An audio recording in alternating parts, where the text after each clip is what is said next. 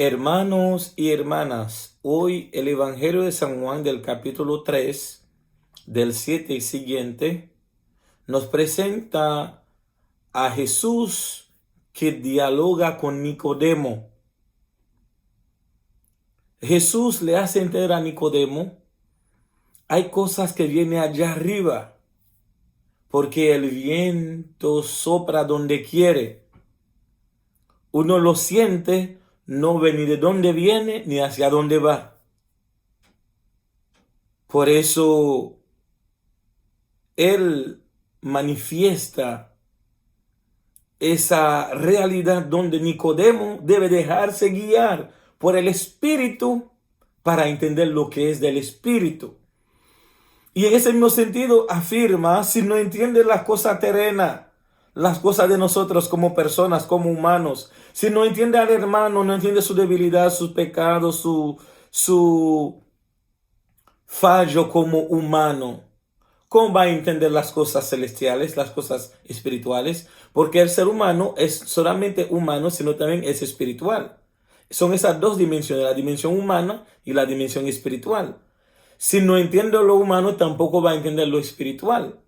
Por eso la persona en su situación, cuando actúa, tú debes ver y analizar y pensar, ¿qué será lo que le está pasando a esa persona para actuar de esta manera? Cuando entiendes la situación en que vive, cuando entiendes la realidad en que vive, puedes entender el porqué de su accionar. Pero si no sabes ni su situación en que vive, ni lo que le está pasando ahora, mucho menos va a entender entonces por qué actúa de esta manera.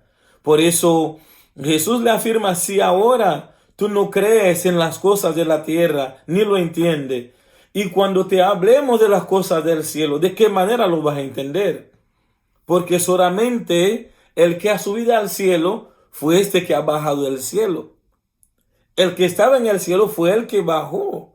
Dios mandó a su Hijo Jesucristo a salvar nuestros pecados y a darnos la esperanza de una vida nueva.